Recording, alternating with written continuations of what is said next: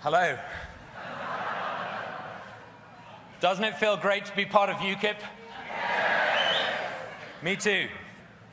You've made me feel so incredibly welcome. Thank you. The support has been incredibly touching, and so many kindnesses, from the small to the big. Thank you for the warmth and for the new friendships. It really has been quite something these past few weeks. Thank you too for all that you've done so far in Clacton. We've had friends from Gateshead, Northumberland, Exeter, from Felixstowe, from Thetford, Kent, London, Manchester, Cardiff, as well as from Frinton, Thorpe, and Clacton and Walton.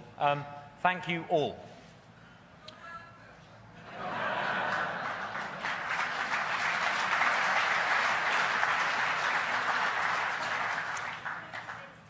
During this by-election, the big Westminster parties have descended on our part of Essex.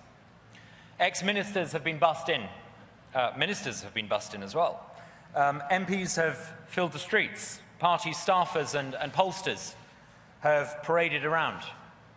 The full weight of the Westminster machine has arrived. But you know what? Our own grassroots movement has a few secret weapons of our own. We've got the amazing Lisa Duffy.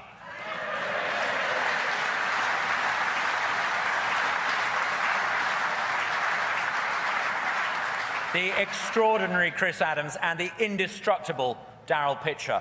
Come and be a part of this amazing team. Leaving the Conservative Party was one of the most difficult decisions I've ever had to take. I've been a member of the Conservative Party for all my adult life. I know the Conservative Party is full of well-meaning people, people who want the best for this country. The problem is those at the top of the Conservative Party. They're not on our side. They aren't serious about the change that I think this country needs. They're all talk. They talk about more GPs. They talk about bank reform. They talk about cutting public debt. They talk about less immigration. They talk about cutting fuel duty. It never happens. They never actually do it.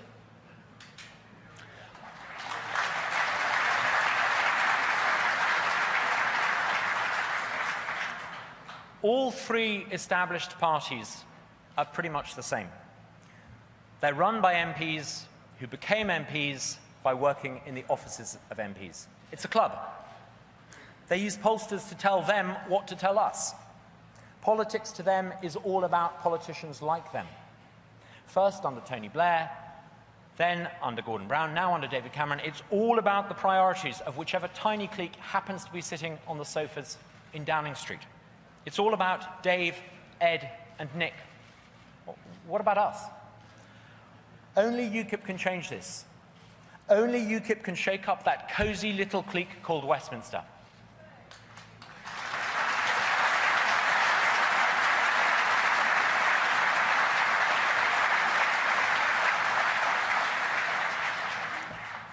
It wasn't enough that I left the Conservative Party and joined UKIP. As someone who's always answered directly to independent-minded folk in Essex, there was only one honourable thing for me to do. I needed their permission. They're my boss. It's only right that I resign from Parliament and let local people decide if this is the right thing for me to have done.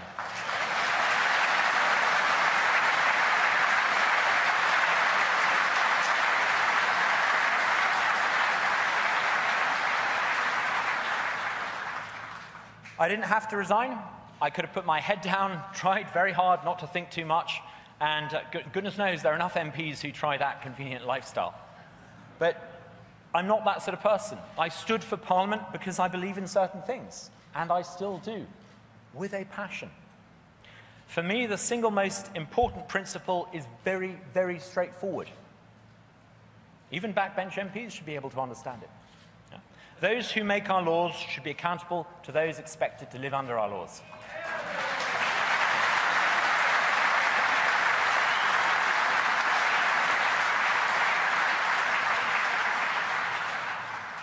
The governing must answer to the governed, never the other way round.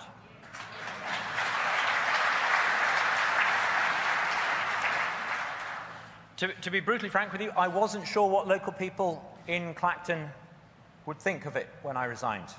Of course, I'd had my doubts. It was a big decision. I'd had plenty of sleepless nights. I'd had all too many of those horrible, what you might call 4 o'clock in the morning moments. Huh?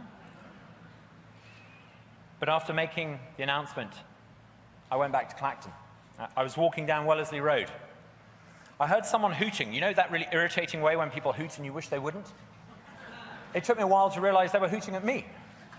And the window came down, a firm handshake came out, a big grin, and my new best friend said, "What took you so beep, beep, beep long?"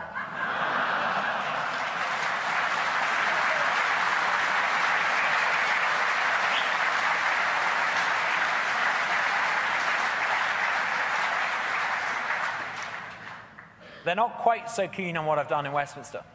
The idea that an MP should be directly accountable to local people, it could catch on, they fear.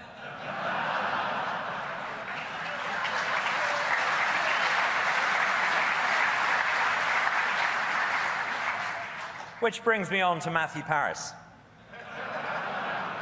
Matthew Paris is a Tory cheerleader who writes for the Times newspaper. He's not just any old Tory cheerleader. He chairs the selection meetings that get to decide who gets to be a Tory MP in the first place.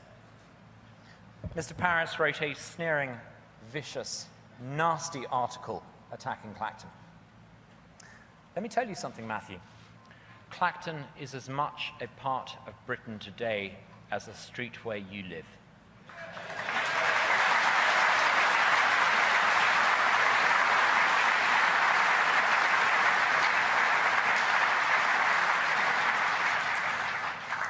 If Clacton has problems, Matthew, they're problems caused by the chumocracy in Westminster, of which you are a part.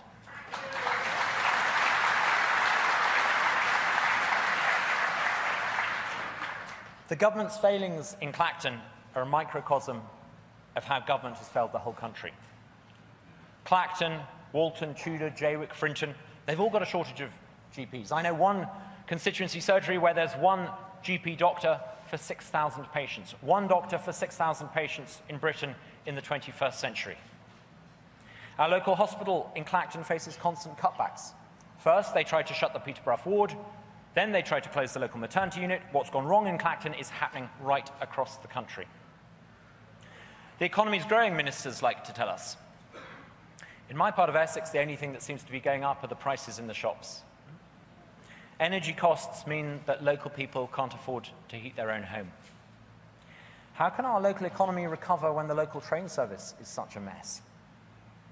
Local police in Clacton have been using stop and search powers quite successfully to tackle knife crime.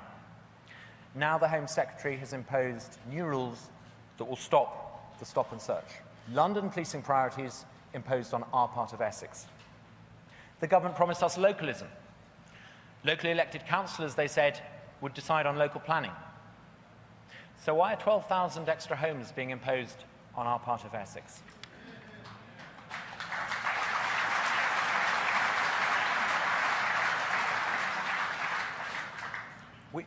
We deserve better. This country deserves so much better. Britain's a great country. We might only be 1% of the land surface of the planet, but what a remarkable 1%. Look what we've achieved. From penicillin to the jet engine, we've led the way in science and innovation. We started the Industrial Revolution. We fought to stamp out the slave trade. Our language has gone global. Common law, which started in this country, has spread to America, India, Africa, Australia. Britain achieved so much in the past, not because we were a conservative people, nor because of what was in the air or the soil. We emerged as one of the most successful nations on the planet because we were up for change. We discovered almost by accident a secret that can make any country a success. We discovered how to disperse power. Instead of absolutism, ministers had to answer to Parliament, and Parliament had to answer to the people. The governing answered to an ever-widening circle of the governed. Monopolies were broken. Trade was liberalised.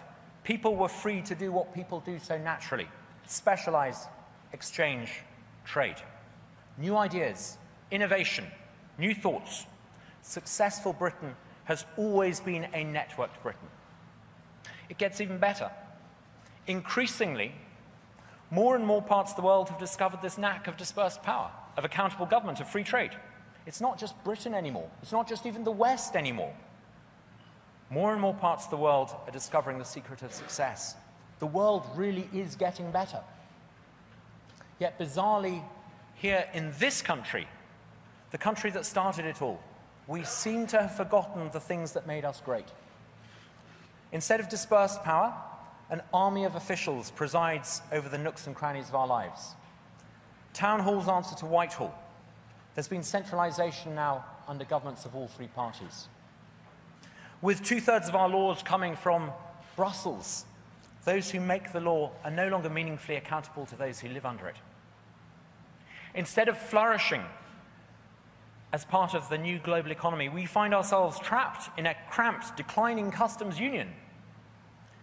A political system that once produced titans and giants, Clement Attlee, the founder of the NHS, Margaret Thatcher, Winston Churchill, today offers us a choice between Ed, Nick, and Dave.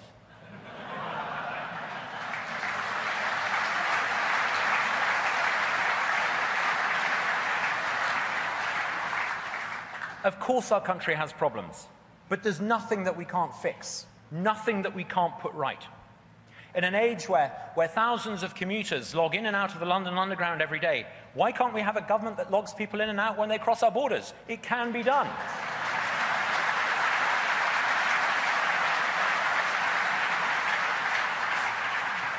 In a world of 24-hour supermarkets and instant access everything, it ought to be possible to get to see a GP when you need a GP. It's doable. It's perfectly doable.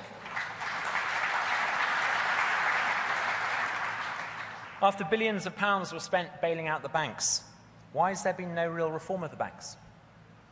At a time when Europe stagnates, when America, when China, when India, when much of the rest of the world prospers, we can leave the European Union. We can have free trade with our neighbours. We can leave the European Union and prosper.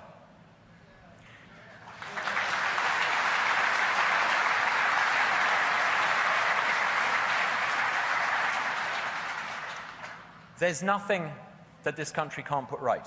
To every problem, we can find an answer. But only if we have political reform. Only if those in Westminster are on our side. People have a right to expect a government that answers to Parliament and a Parliament that answers to you.